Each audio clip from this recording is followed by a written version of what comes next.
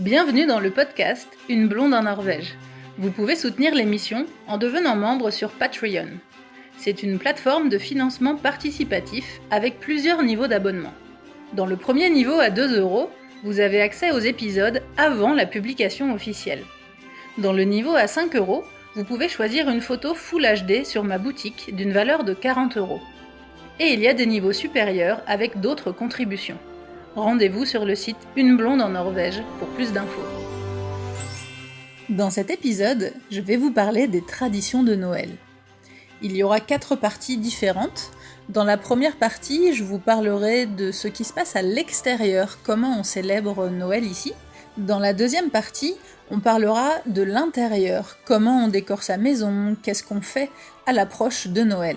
Dans la troisième partie, on parlera gastronomie avec le repas de Noël. Mais qu'est-ce qu'on mange à Noël en Norvège ?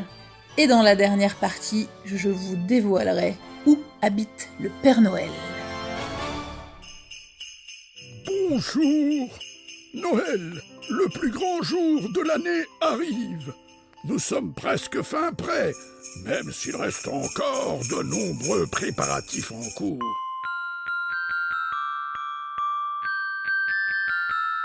Bon, alors cette année, évidemment, c'est différent. Il y a plein de choses qui ont été annulées. La plupart des événements extérieurs, d'ailleurs, ont été annulés. Il n'y a aucun marché de Noël. Il se passe vraiment rien, aucun événement, en fait, qui puisse rassembler les gens. Donc, je vais vous parler de qu'est-ce qui se passe d'habitude. Donc, en temps normal, il y a des marchés de Noël vraiment partout. Il y en a dans tous les petits villages. Il n'y a pas forcément que dans les grandes villes ou dans les villes conséquentes.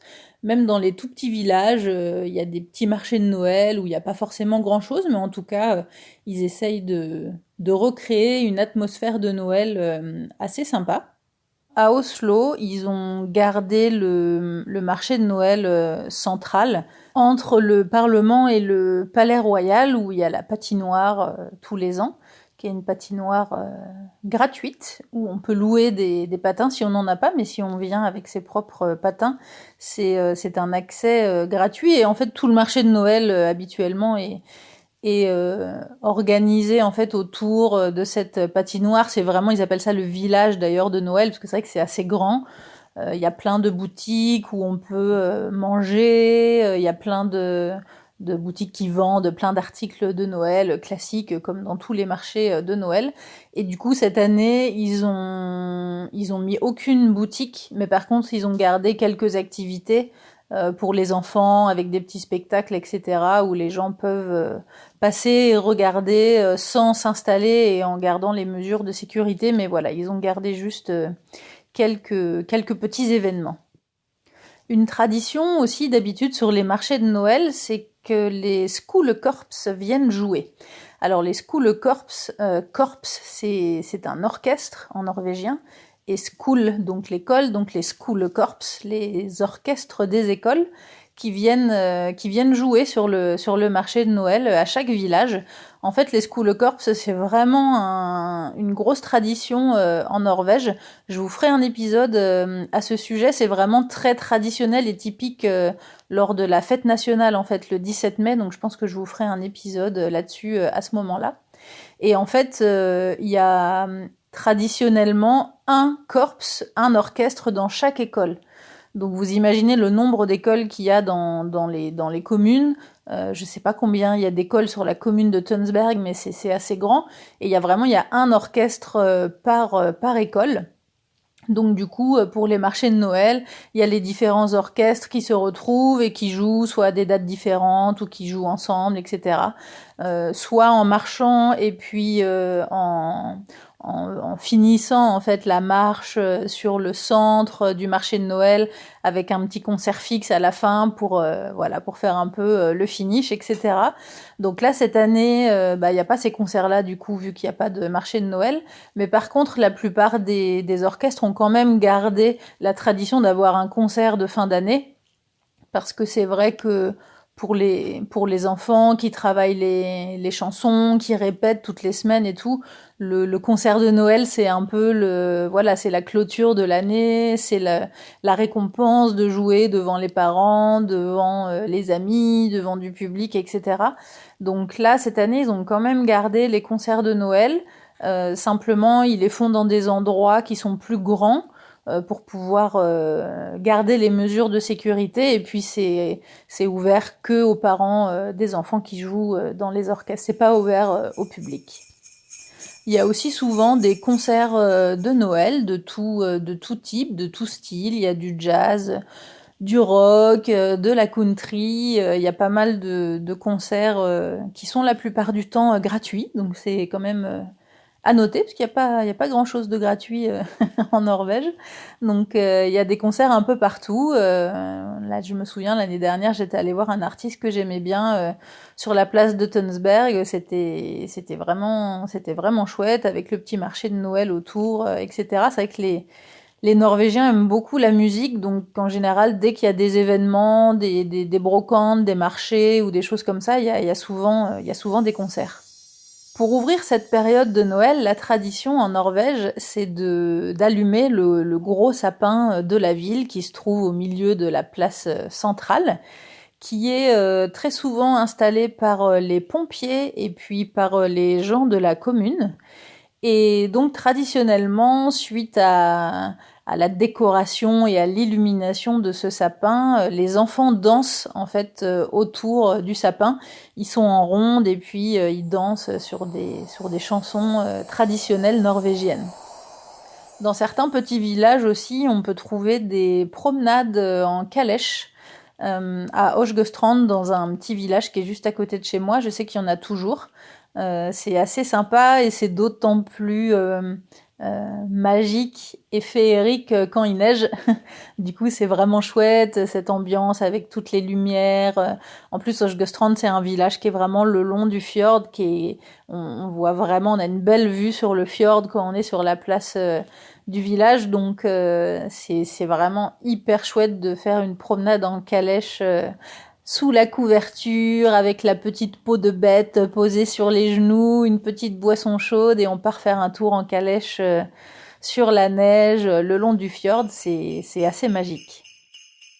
Pendant cette période de Noël, il y a aussi à pas mal d'endroits des dégustations gratuites, encore une fois, exceptionnellement, des dégustations gratuites de petits gâteaux aux épices. Ça s'appelle des pepperkaker ici. Et avec du gløgg.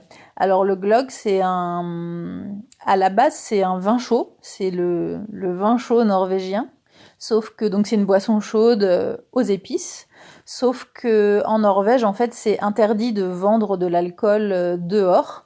Si on n'a pas de licence de bar ou de restaurant, c'est absolument interdit. Déjà, c'est interdit de consommer de l'alcool dehors sur la voie publique.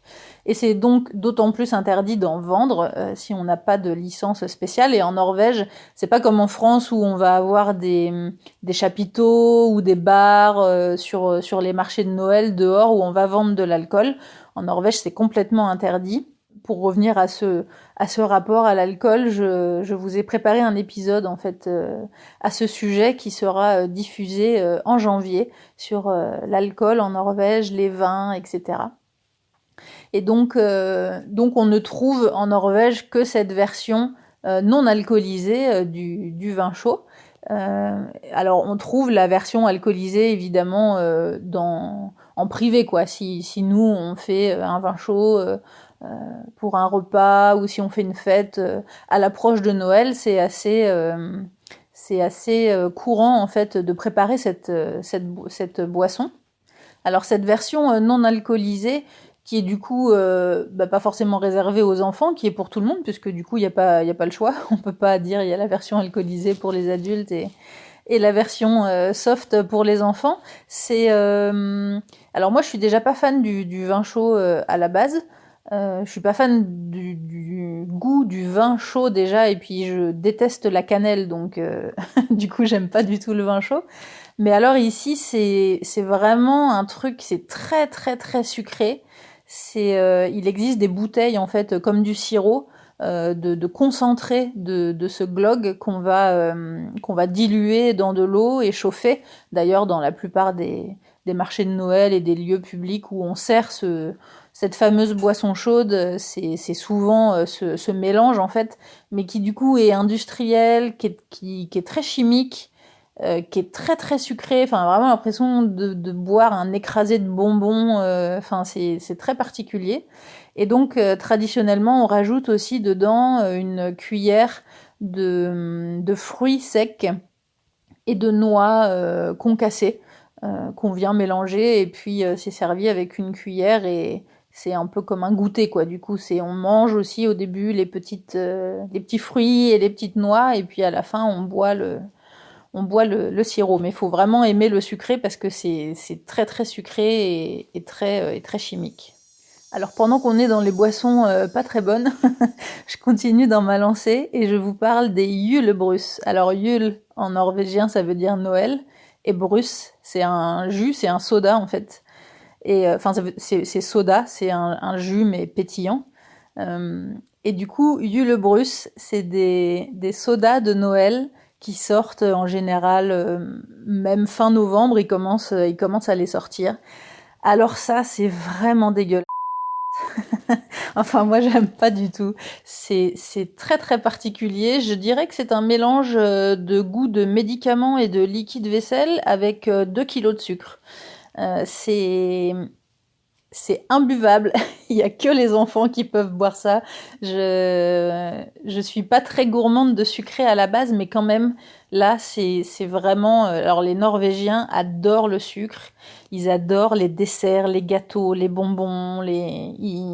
Heureusement qu'ils sont très sportifs et qu'ils se dépensent dehors parce que ils mangent vraiment beaucoup, beaucoup de sucré, et ils boivent aussi beaucoup de sucré. Les enfants boivent beaucoup de soda.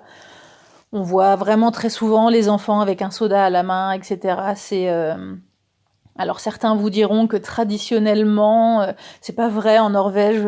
Genre on se tient très bien toute la semaine, on boit que de l'eau, les adultes ne boivent pas d'alcool et on boit du soda pour les enfants et de l'alcool pour les adultes le week-end. Mais ça, c'était avant. Ça, c'était bien avant parce que maintenant, ça se passe plus comme ça.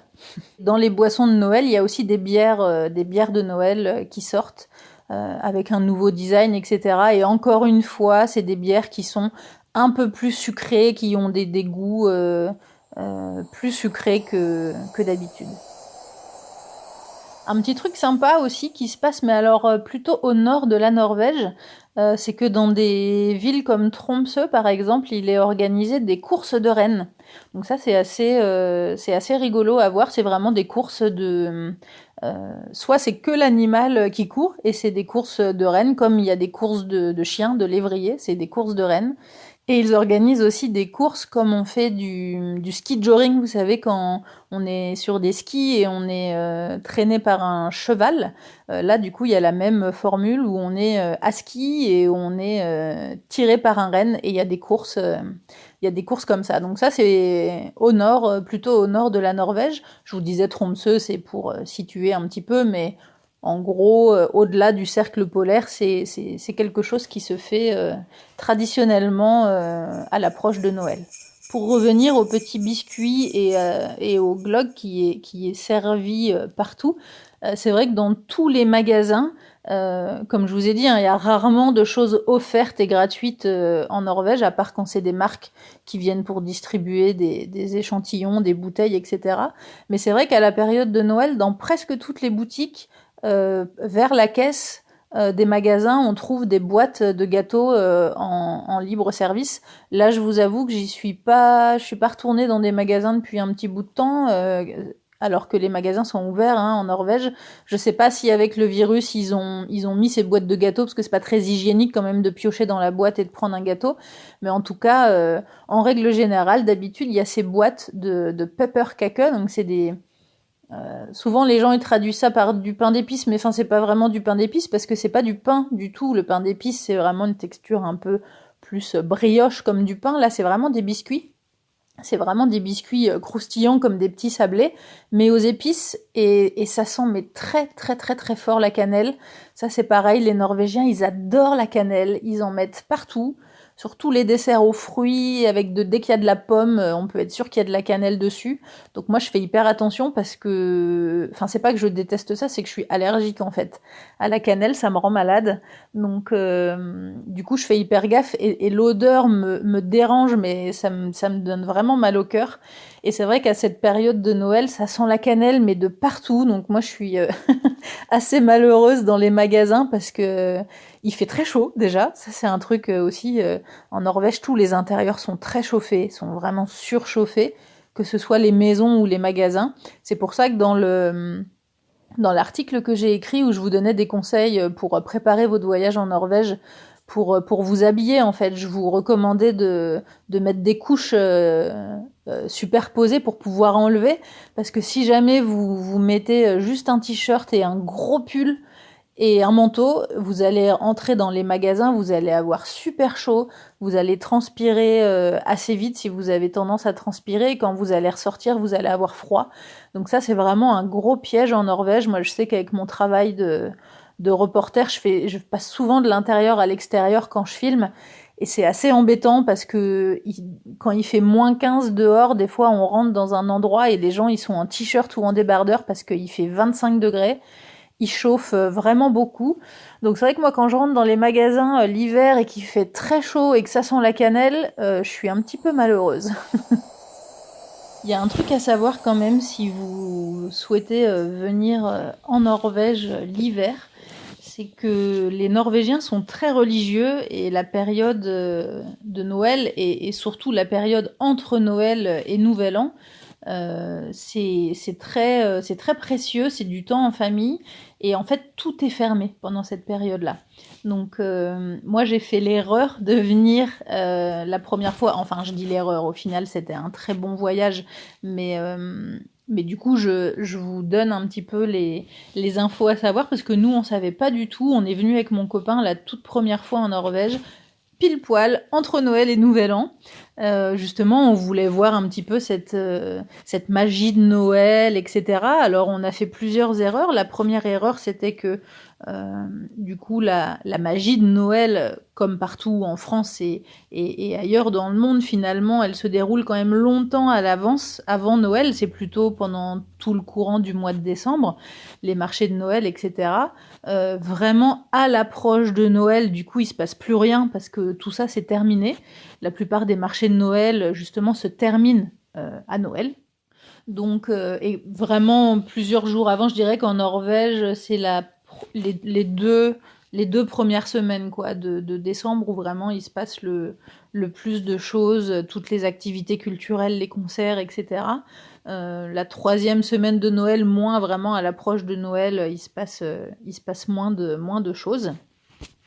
Et vraiment, la période entre Noël et Nouvel An, les gens, ils restent chez eux, en famille. Il y a vraiment beaucoup d'endroits qui sont fermés. Et nous, alors on avait fait un trip dans les fjords entre Oslo et Bergen. Mais justement, on était rentré à Oslo pour fêter le 31 décembre à Oslo, pour faire le réveillon à Oslo. Et en fait, on a carrément galéré à trouver quelque chose d'ouvert. Nous, on s'imaginait une espèce d'effervescence partout en ville, Oslo, sans dessus-dessous, avec c'est la teuf partout. Pas du tout. Tout était fermé. On a galéré à manger le 31, que ce soit le midi ou le soir. Le soir, tout était fermé. On n'a même pas pu aller boire un coup. Tout fermait à 16h ou 17h. Et du coup, ça a fini que on a foncé s'acheter une bouteille de champagne au Vide Monopole, du coup, qui fermait super tôt aussi. Je crois que c'était 15h ou un truc comme ça, pour pouvoir fêter le réveillon à l'hôtel en amoureux, du coup, parce que tout était fermé. Donc, les gens, ils fêtent vraiment ça entre eux. Il y a quelques restaurants ou quelques endroits où il y a des soirées d'organiser, je dis pas, mais quand même, globalement, c'est vraiment un moment que les gens passent en famille et entre amis. Donc vous faites pas avoir si vous voulez venir en Norvège pour profiter entre guillemets de la magie de Noël. Venez plutôt début décembre, mais venez pas trop tard dans la saison parce que c'est vraiment une période qui est morte fin décembre. Il se passe rien du tout. Dans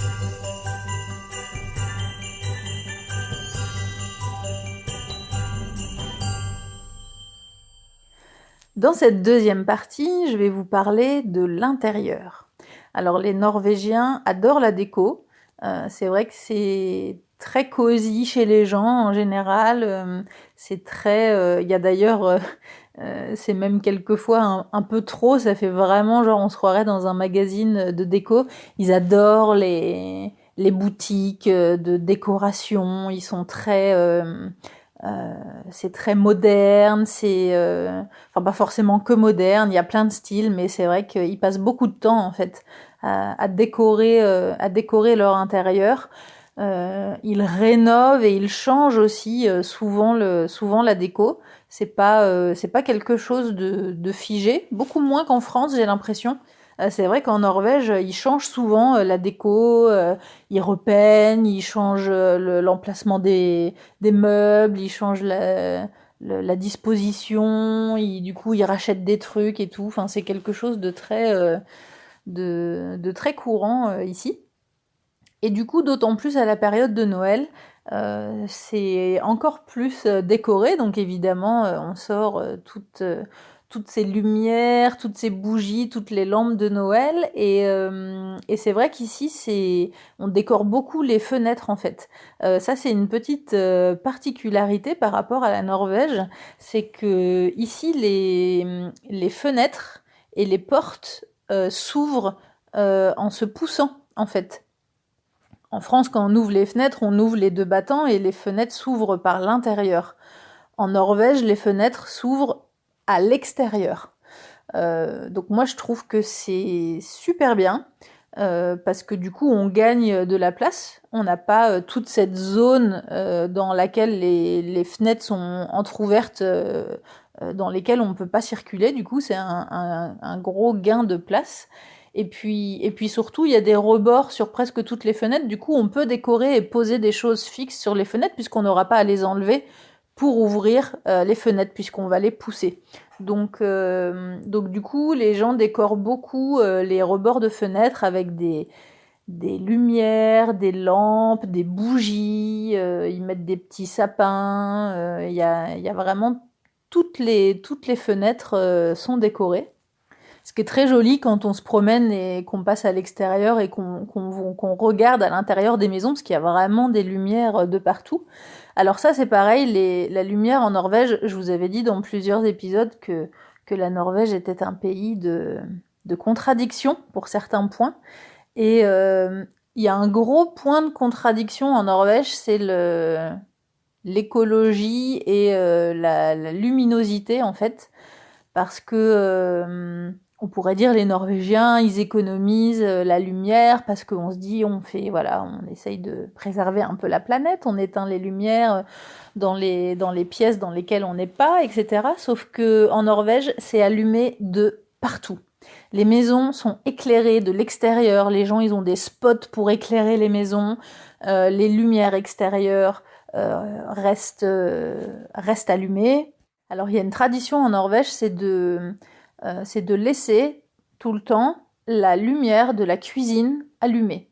C'est vrai que dans la plupart des maisons, la cuisine, elle est orientée, c'est la première pièce en fait que l'on voit de l'extérieur. La cuisine, elle donne très souvent sur l'avant de la maison.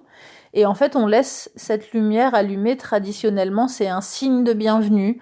C'est un signe d'accueil si jamais on est perdu dehors par un grand froid et qu'on a besoin de trouver un abri, un refuge. Eh bien, on peut aller sonner à cette maison pour rentrer s'abriter. Ça, c'est une tradition. Sauf qu'en fait, c'est pas valable que pour la cuisine. Les Norvégiens laissent allumer partout. Moi j'ai déménagé il y a pas très longtemps là et dans la nouvelle maison où on voit vraiment très bien. On est assez loin des voisins en face, mais on voit bien parce que c'est des maisons avec des grandes baies vitrées. C'est allumé en permanence, tout le temps, même quand ils sont pas là. Et la maison, elle est vraiment allumée de l'extérieur. C'est allumé en permanence de partout. Été comme hiver, c'est vraiment très bizarre comme démarche. Ça m'agace un peu moi parce que suis pas forcément pro-écolo pour tout. J'essaye évidemment de faire attention au plus de choses possibles. Mais c'est vrai que, alors je dis pas que j'ai le réflexe forcément d'éteindre la lumière dès que je sors d'une pièce, si je sais que je vais y revenir, etc. Mais quand même, je laisse pas allumer partout. Et puis surtout, on n'éclaire pas la maison de l'extérieur, quoi. Ça, c'est un truc qu'on voit aussi partout en Norvège, dans les magasins, dans les grandes surfaces, etc. Un peu moins maintenant, il y a de plus en plus de magasins, de boutiques qui ferment quand même, qui éteignent les lumières avant de partir, mais il y a quand même beaucoup de boutiques où ça reste allumé quand c'est fermé, quoi. Donc ça, je trouve que c'est quand même aberrant. Il y a tellement de choses sur lesquelles on ne peut rien faire, on ne peut pas avoir d'impact parce que c'est l'État, c'est industriel, c'est des choses sur lesquelles nous, en tant que consommateurs, on peut rien faire. Mais éteindre les lumières, c'est quand même un geste simple. Donc c'est vrai que ça m'agace. Les Norvégiens achètent, justement pour décorer leurs fenêtres et les portes d'entrée des maisons, ils achètent beaucoup de couronnes de l'Avent. Donc c'est fait avec des branchages de pin qui signifient la vie. Et c'est noué avec un petit ruban rouge et décoré avec des pommes de pin. Donc ces couronnes de Noël, c'est des anciens symboles en fait qui ont plusieurs significations. Les couronnes rondes évoquent le soleil et annoncent son retour dans cette période de nuit polaire au nord de la Norvège et de journées très courtes au sud de la Norvège. Et en termes de religion, ça symbolise aussi que Jésus va revenir. Donc ces couronnes, elles peuvent être placées sur les tables. Il existe des versions avec des petits socles, avec des petits pieds, et avec des bougies sur la porte d'entrée ou sinon sur les fenêtres. Et les premières versions de ces couronnes seraient apparues au nord de l'Allemagne au XVIe siècle pour préparer les chrétiens à la fête de Noël. En Suède, ces couronnes sont réservées pour la Sainte Lucie le 13 décembre.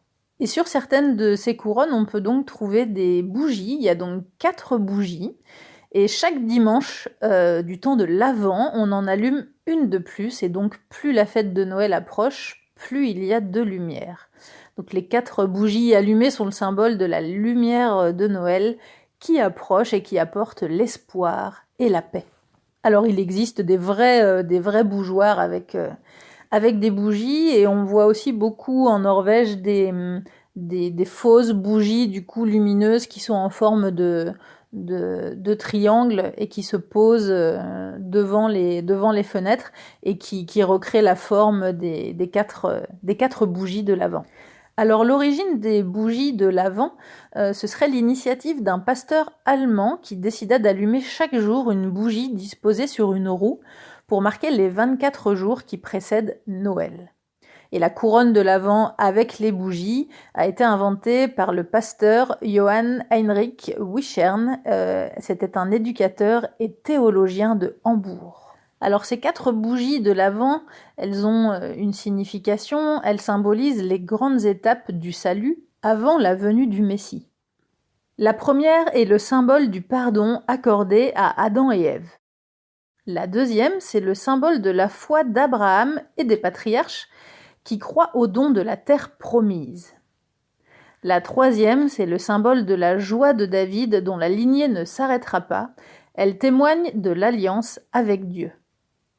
La quatrième, c'est le symbole de l'enseignement des prophètes qui annonce un règne de justice et de paix.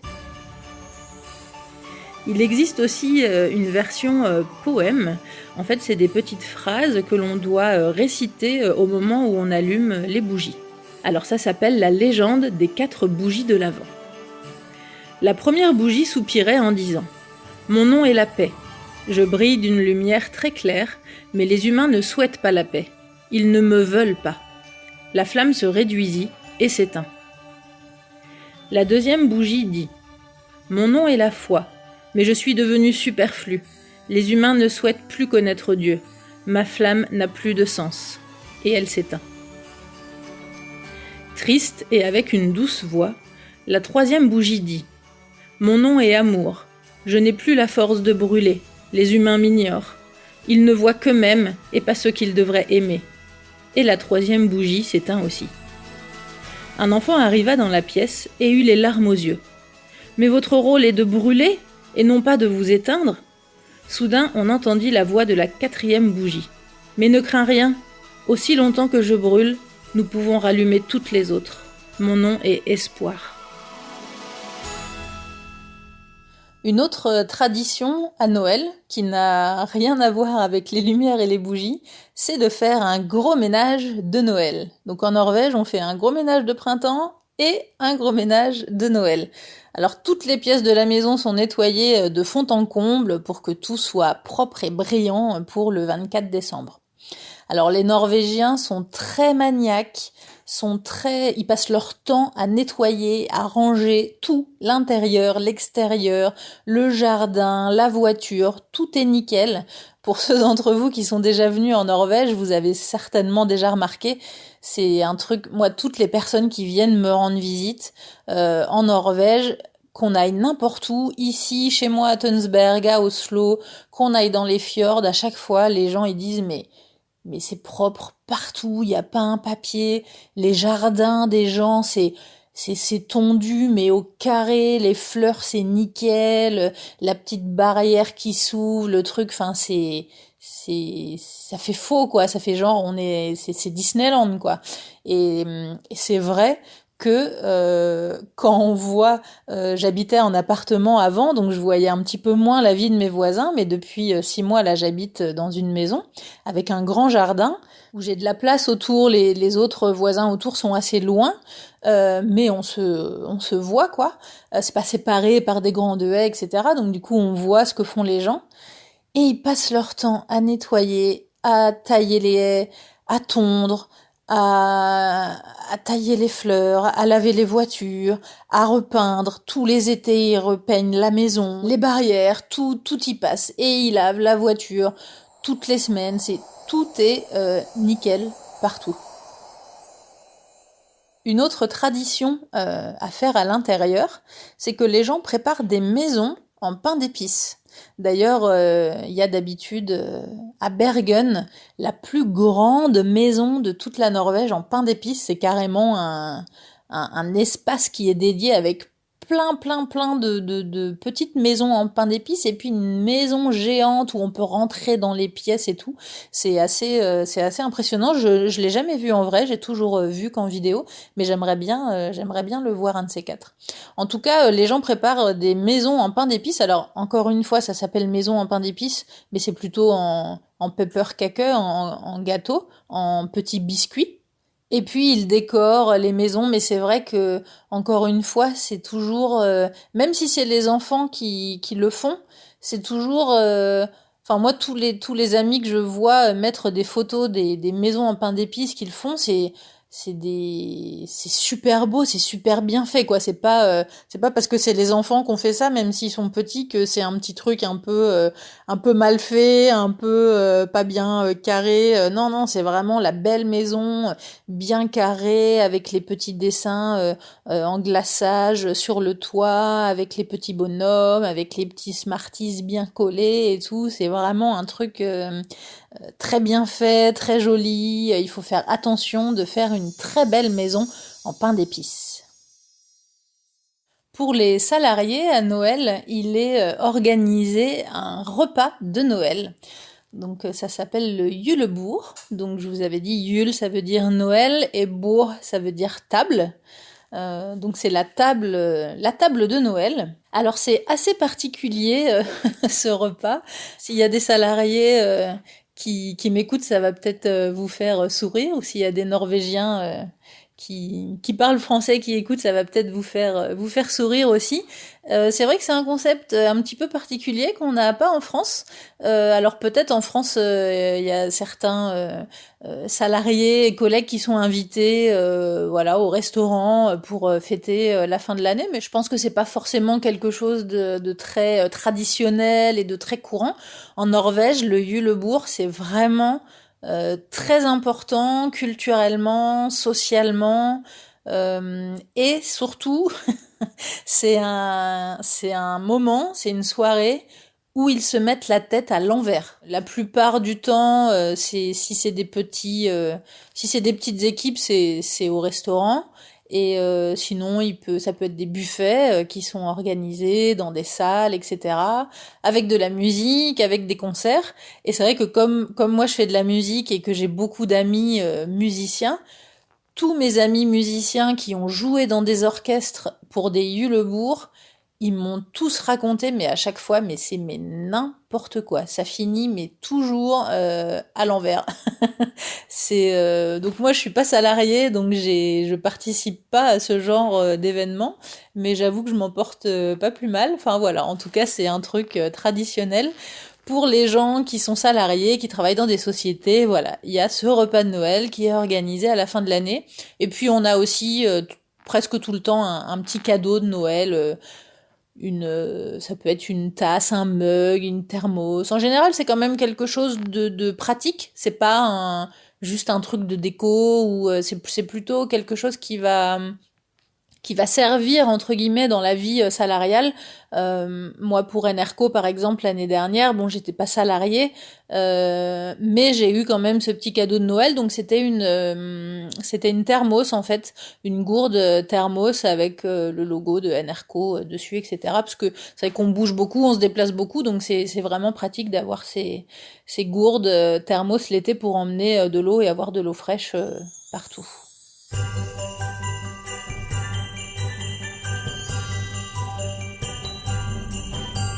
Le repas de Noël. Alors, il y a plusieurs menus traditionnels en Norvège, mais il y a quand même trois grands plats principaux qui reviennent le plus souvent. Alors, le premier, c'est la pinnekjøtt. Alors, pinnekjøtt, c'est un nom, c'est rigolo ça pour les Français. Kjøtt, ça veut dire, c'est pas ce que vous pensez, ça veut dire viande en norvégien, tout simplement. Et pinne, c'est des petits bâtonnets en fait. C'est des petits bâtons, ça veut dire bâton. Et c'est des petits bâtonnets de bois parce que pour venir faire cuire ces morceaux de viande, on va venir entasser les morceaux de viande sur des morceaux de bois qu'on aura mis en quinconce en fait dans le fond de la cocotte pour venir mettre de l'eau et que ça cuise à la vapeur. Donc c'est pour ça que ça s'appelle de la pinnekjøtt. Donc littéralement ça veut dire de la viande à bâton. Ce sont des côtes de mouton salées et séchées. Donc ça s'achète séché dans des grosses boîtes. C'est vrai quand on voit les emballages, ça paraît énorme. Mais en fait, c'est vrai que ça fait un petit peu repas du pauvre. Il y a un petit peu que des os. J'ai entendu un jour un Français rigoler à ce propos et taquiner un Norvégien en lui demandant si c'était bon les restes du repas. Parce que c'est vrai que ça fait un peu... déjà dans des côtes d'agneau fraîches, il n'y a pas grand-chose à manger. Il y a le petit rond du milieu et bon, on en mange facilement 3 ou 4 par personne. Mais là, comme ça a été séché et salé, du coup, ça s'est vraiment rétracté. Et du coup, il y a vraiment rien à manger sur l'os, quoi. Alors, c'est plutôt bon. Moi, j'aime bien. C'est vrai que c'est assez fort. C'est vraiment du mouton. C'est pas de l'agneau. Donc, c'est plus fort, hein. Le mouton, c'est plus fort que l'agneau. Et puis, du fait que ça a été salé et séché, ça amplifie encore plus le goût. Alors, j'ai essayé, moi, pour la première fois d'en cuisiner l'année dernière. À Noël, j'en avais ramené chez mes parents en France. Et j'avoue que je l'ai pas trop réussi. On n'a pas trop aimé, en fait. Et j'en avais déjà mangé avant, j'avais bien aimé. J'en ai remangé après, j'ai bien aimé aussi. Donc c'est ma technique à moi qui est pas bonne. Il faut que j'améliore. En fait, quand on achète ces gros paquets de côtelettes séchées, il faut donc les réhydrater et les dessaler surtout parce que c'est vraiment très salé. Ça peut vraiment ne pas être bon juste à cause du goût en sel qui est vraiment trop fort. Donc en fait, ça se fait tremper dans des bains pendant 24 heures avant la première cuisson. Et on les fait tremper dans des bains d'eau claire, en fait, pour les rincer et pour les réhydrater et les dessaler. Je sais plus combien de fois j'avais changé les bains, mais je l'ai fait vraiment souvent, mais ça n'a pas suffi. Je pense qu'il doit falloir le faire plus, ou peut-être j'avais mis dans une trop petite bassine avec une trop petite quantité d'eau, et du coup l'eau était très vite saturée en sel, et ça les a pas assez dessalées en fait. Ensuite, quand elles sont réhydratées, on les fait cuire donc à la vapeur, dans des grosses cocottes. Donc on vient disposer dans le fond de la cocotte les petits bâtonnets de bois en quinconce pour venir faire une hauteur dans le fond de la cocotte. Et ensuite, on met de l'eau, donc, dans le fond qu'on va venir faire bouillir, et puis on met toutes les côtelettes sur le dessus des petits bâtonnets, et ça cuit comme ça à la vapeur très longtemps. Je me souviens plus du temps de cuisson, mais c'est plusieurs heures. Et ensuite, soit on le mange comme ça, soit on le refait cuire au four. C'est quand même meilleur quand c'est recuit. Souvent, on réassaisonne, on met un petit peu d'épices, des herbes, etc. Et puis on fait un petit peu griller au four. Ça amène une autre texture un petit peu plus grillée, parce que sinon ça peut être un petit peu pas gluant, mais comme toutes les viandes qui sont cuites à l'eau, s'il n'y a pas de la sauce avec, ça n'a pas forcément beaucoup de goût.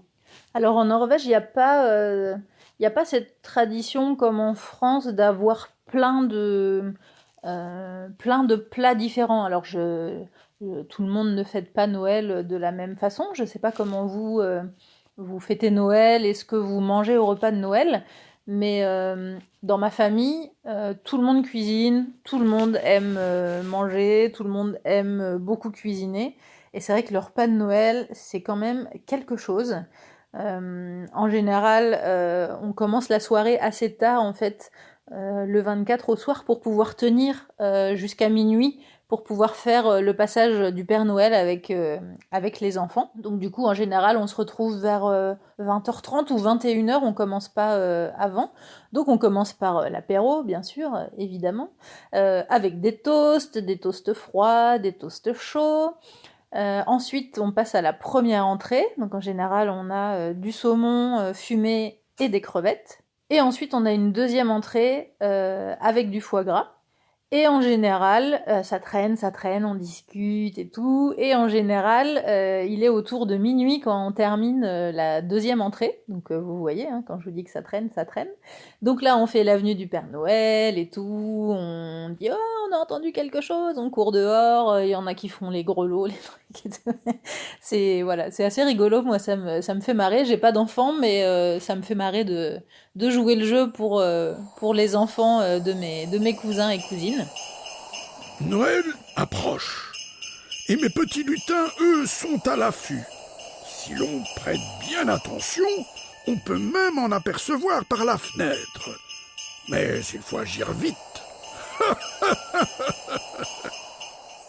Et ensuite, en général, on commence seulement le plat principal avec la viande après minuit, après l'ouverture des cadeaux et tout, quoi. Et donc, c'est un gibier, soit un chapon, soit de la dinde. Je suis ardennaise, donc quelquefois ça a été du sanglier, mais dernièrement c'était plutôt du chapon. Donc le chapon, pour ceux qui connaissent pas, c'est un coq castré en fait, et du coup qui grossit plus vite et qui est un petit peu plus tendre. C'est un coq de luxe, quoi. Ensuite, on a la salade et le plateau de fromage, évidemment. Et ensuite, on a la bûche de Noël avec du champagne. Et c'est pas fini. Ensuite, on se fait un petit digestif avec de l'alcool norvégien, de l'aquavit, que je ramène en cadeau parce que j'ai fait goûter à tout le monde l'aquavit. Quand je suis revenue en France le premier Noël, quand j'ai habité en Norvège, j'ai ramené de l'aquavit et ça a bien plu. Moi, j'aime pas ça parce que c'est vraiment trop fort. J'aime pas les alcools forts, les liqueurs, etc. Mais en tout cas, voilà, ça plaît bien. Donc, en général, il y a un petit shot d'aquavit à la fin du repas de Noël. Deuxième plat traditionnel servi en Norvège, c'est le lutefisk. Alors le lutefisk, c'est de la morue séchée qu'on doit faire tremper dans de l'eau froide pendant 5 à 6 jours et on doit changer cette eau tous les jours. Ensuite, il faut le placer dans une solution saturée d'hydroxyde de sodium qui doit macérer pendant 2 jours. Et c'est seulement là que le poisson va reprendre en fait son volume et sa forme qu'il avait perdu en séchant. Mais à ce moment-là, le poisson est toujours pas comestible. Il faut ensuite le mettre à tremper pendant 4 à 6 jours dans de l'eau froide qu'il faut changer tous les jours. Et là, à la fin de cette période-là, il prend donc une consistance proche de la gelée, en fait. Ce sont des étapes qui sont assez laborieuses quand même à faire, donc il existe évidemment du lutefisk déjà réhydraté qu'on peut acheter en magasin déjà comestible, parce que sinon ça prend vraiment beaucoup de temps. Alors c'est un plat très particulier qui peut prendre plein de textures et de goûts différentes. Moi, je l'ai goûté plusieurs fois. Il y a des fois où j'ai adoré, il y a des fois où j'ai pas aimé du tout.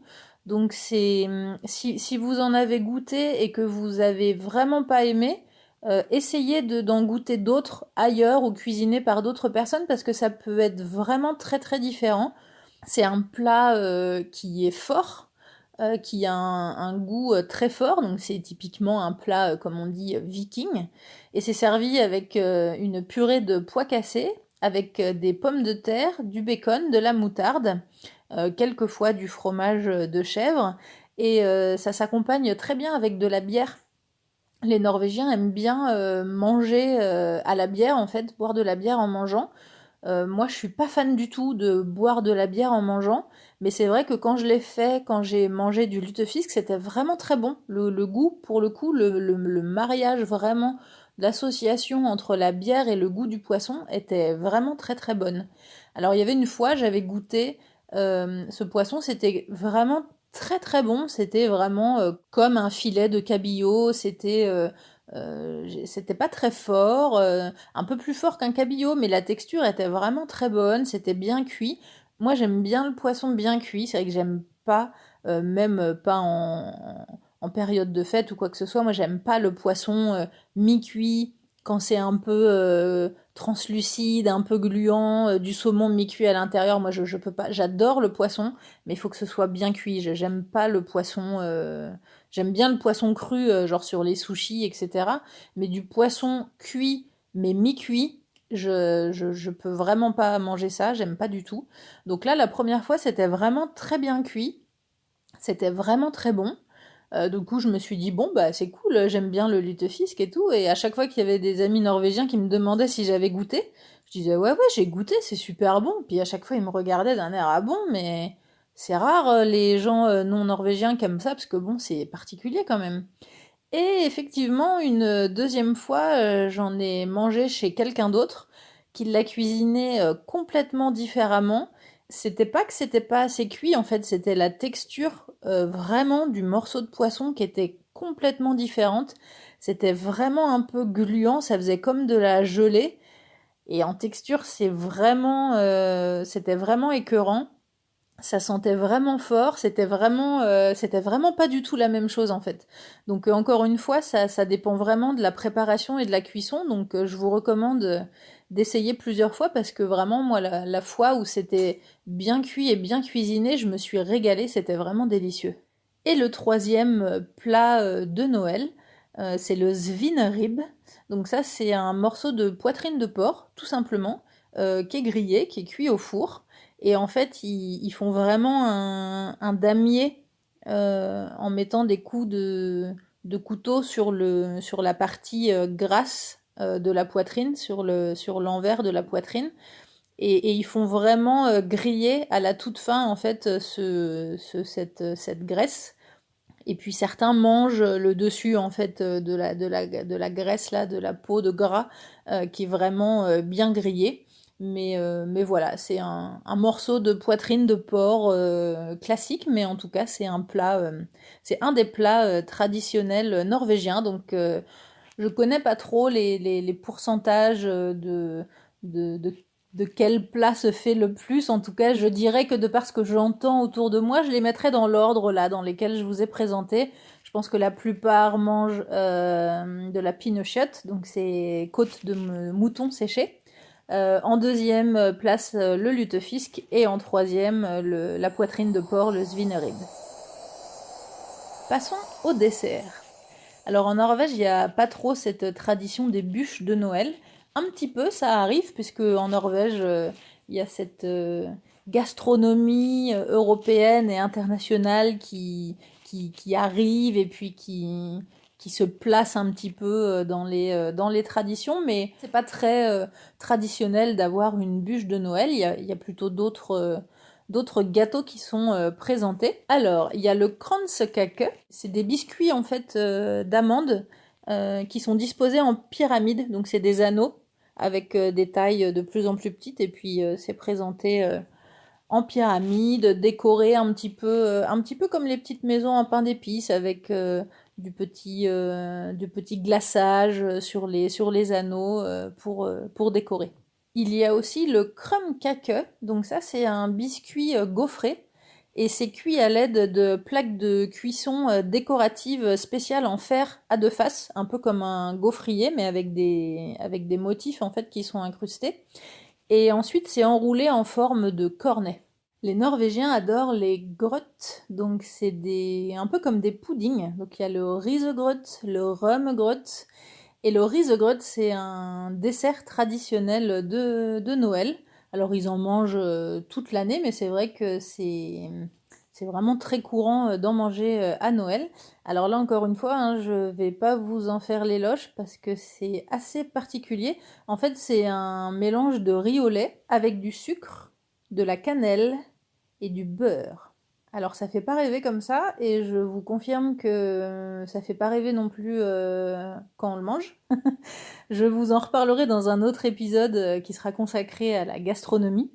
Mais c'est vrai qu'il y a une particularité culinaire en Norvège qui m'a toujours interpellée, à laquelle je n'arrive pas à me faire. C'est que les Norvégiens n'arrivent pas à faire la différence entre du beurre et de la margarine. Donc là, pour ce dessert, vous voyez, vous prenez typiquement un dessert de riz au lait, comme on peut trouver partout en France.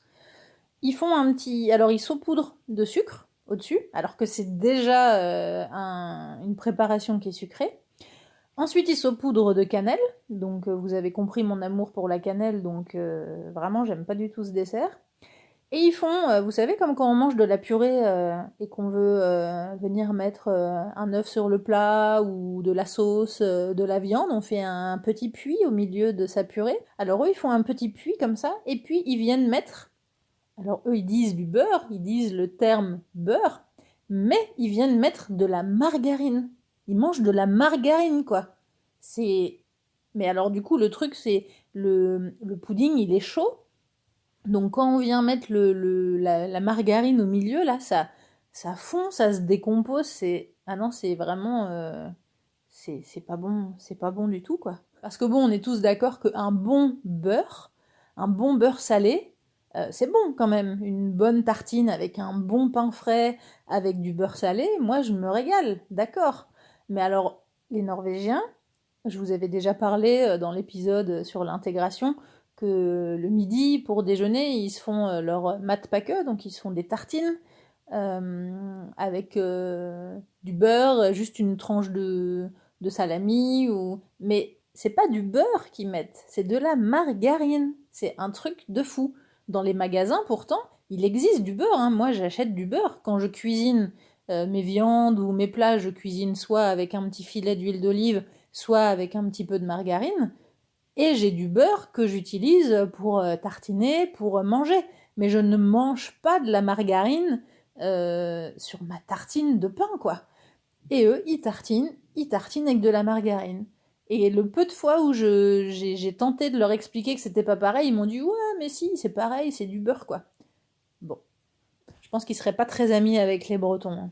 Et donc la tradition dans ce fameux risegrøt, donc ce pudding de riz au lait, c'est de cacher une amande. Et celui qui la trouve dans son assiette gagne un petit cochon en massepain. Alors le massepain, c'est de la pâte d'amande en fait. Ils adorent ça, les Norvégiens, c'est pareil. Dans toutes les boutiques de chocolat et tout, on les entend tous demander qu'est-ce qu'il y a à la pâte d'amande, qu'est-ce qu'il y a à la pâte d'amande, est-ce qu'il y aurait ça à la pâte d'amande. Ils adorent ça, ils en mangent beaucoup. Une autre tradition aussi, c'est de piquer des oranges avec des clous de girofle. Donc ça c'est pareil, ça se fait beaucoup. Je sais que ça se fait en France aussi.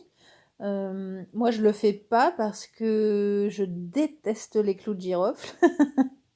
Donc il y a beaucoup de choses quand même dans les traditions norvégiennes que j'aime pas manger, même s'il y a plein de choses que j'aime bien et que plein de plats traditionnels norvégiens que je trouve très bons. Mais je déteste l'odeur des clous de girofle et j'aime bien les oranges à manger comme ça, mais j'aime pas trop l'odeur des agrumes. Je sais qu'il y a des gens qui aiment bien laisser par exemple les épluchures de clémentine ou d'orange comme ça pour faire sentir dans la maison.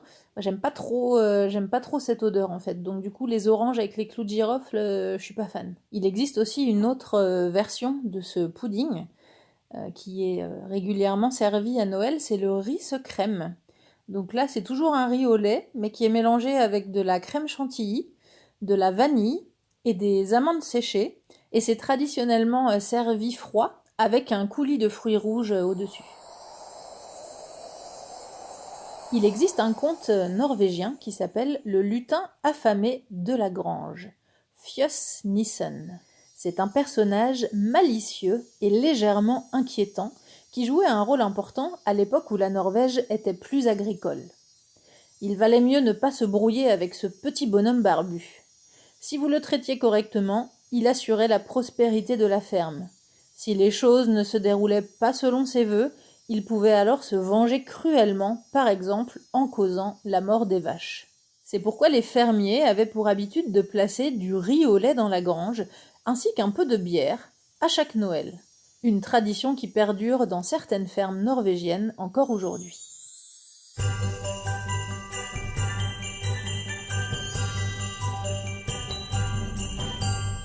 Mais où habite le Père Noël ? Alors ça, c'est un sujet qui est très controversé. Selon les Norvégiens, il habite à Drøbak. C'est à 50 km au sud d'Oslo. Et on peut visiter la maison de Noël. Donc il y a des décorations de toutes sortes, des bougeoirs, des serviettes, tout au thème de Noël. Il y a des nappes, des bougies, tout ce qu'il faut pour décorer la maison. Et c'est la seule maison de Noël de Scandinavie à être ouverte toute l'année. On y trouve aussi le bureau de poste du Père Noël, où on peut faire tamponner son courrier avec le cachet officiel.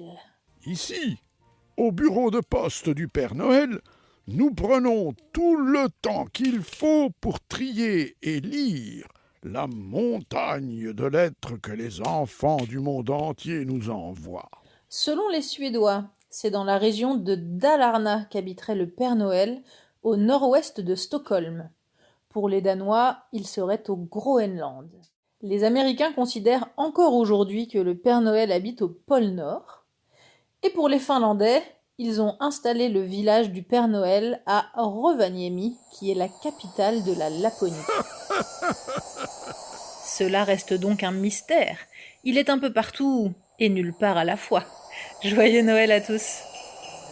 Et si jamais on ne se revoit pas d'ici les fêtes, nous te souhaitons un très joyeux Noël et une bonne année. Ho, ho, ho, ho! Retrouvez les épisodes sur toutes les applications de podcast et en format vidéo sur YouTube. N'hésitez pas à mettre des petites étoiles pour noter le podcast et à partager les épisodes. Merci à Louise et Pierre qui soutiennent le podcast sur Patreon. À bientôt!